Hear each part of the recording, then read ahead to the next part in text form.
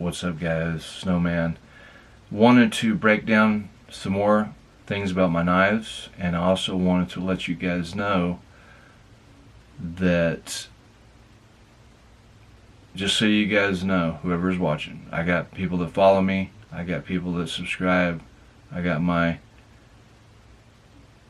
people that stop by often. You guys know who you are. I appreciate all your support. But you guys, I've never tried to sell my knives. I'm not here to push my knives.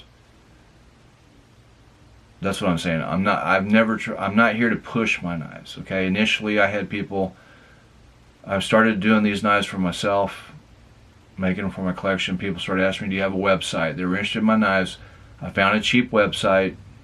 We were having more fun with the website than anything. I wasn't really worried about selling the knives. We sold a few, but we were having fun with the website. It wasn't that expensive. People asked us, you know, hey, where's your website? We made one. It got nefariously shut down. I say nefariously because they knew initially we were selling knives, and then 3 months later they claim they don't allow weaponry, is the word that they used. Okay? So when I make a knife, yes, I'm going to make it as strong as I can, and I know what I'm making, okay? And the thing about it is really making a knife, it's not really rocket science. It's not that hard. Anybody can make these knives. If you are motivated enough and you are determined enough, you can make a really nice knife. My goal is, when I make a knife, particularly these hollow handle ones, we need them strong, guys. We need them strong. I come from a Mercy medical background. I come from a Mercy rescue background. I know what it takes to have a tool that works. I know what it means to have a tool that works. It's not that it's not that I'm trying to look at things like I'm trying to go ditch the Buckmaster 184. But when I see that this type of tang that it had, it's got this pencil threaded tang with a bolt, and you see that, I'll have a link below right here in the comment section, the testimony that one of my subscribers brought to me. I'm going to put it on every video. You can read it down there, of a gentleman that fell off a cliff, broke his leg, and the Buckmaster 184 broke in half. This guy almost lost his life. He was found 4 days later. They put this kind of tang on there, and then they claimed it was a manufacturing defect. Come on. Come on, look at that tang. You serious? Do you really believe that tang is going to hold up under real life? You guys that have any kind of, it doesn't matter if it's a Buckmaster or whatever, there's all kinds of knives out there that have this type of tang.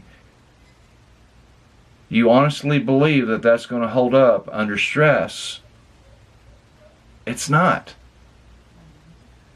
I collect the M9 bayonet. I've collected the Frobus of the past with the screw-in tangs. I love to collect them because of their collectability, but the way that the tangs are made, they're going to fail. Okay, guys? I've always been a full tang advocate. I love full tang knives. Most of my knives are full tang. SOG is my all-time favorite combat knife, the Seiki Japan. But when I started getting into making hollow handle survival knives, I'm like, I gotta make these tangs strong. I gotta really just make the strongest out there. That's my goal. I was like, gotta do something better. We gotta do something better. Guys that are buying these knives deserve better. They don't deserve to fall off a cliff and have a knife break in half. That's where my massive tangs come in to play. 2 1/4 inches long from the shoulders. We put the guard on there. It's going to take, you know, then you got 2 inches going in there, but from the shoulders it's 2 1/4. So these knives, this is the BA26. It's what I'm calling, we call the Bushman Attack 26.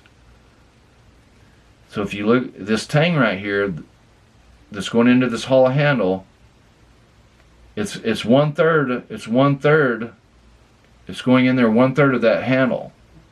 So if we went half, you know, you'd have a tang going in there half. We're almost, to put it in perspective, this tang is almost in there half of the length of the hollow handle tube. And it's locked out with a titanium pin. Liquid cold welded with 5,000 psi. Your probability of failure is no different between a 5-inch full tang knife and a 2 1/4 inch knife. There's no difference in the probability of failure. All your critical stress point is from the shoulders 1 inch this way. I'm not making this stuff up, guys. This is engineering 101. It's just that's the way it is. Your stress point's going to be there at the shoulders and about a 1/2 inch to 1 inch this way.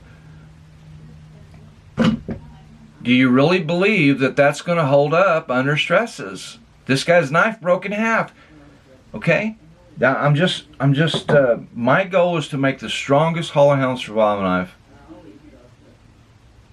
You know, that's my goal. And I feel like I'm doing it. I'm going to continue doing it. I'm not here to push my knives. I'll make them for my collection. If you want a knife, you want a knife. It doesn't matter to me. Okay? It doesn't. I don't care if I sell a knife or I don't sell a knife. Once I get them finished, they're going in as a value add asset to my knife collection. So we have the M24 Soldier. Sorry the lighting's so bad. I need to get some better lighting in here. 7.5 inch blade. I do the BA26. This is the Bushman Attack 26. This is the model AC25 Eliminator. I've dubbed this one the Eliminator. It's a badass spiked hollow handle survival knife system. What do? I go and find the quality vintage parts, the guard, the handle, the cap end, made in Japan. These are Japan stainless steel parts, the quality ones. We get rid of the little worthless tang blade, and I put my enhanced mechanical AC25 blade in here with that tang. So that's what you would be getting.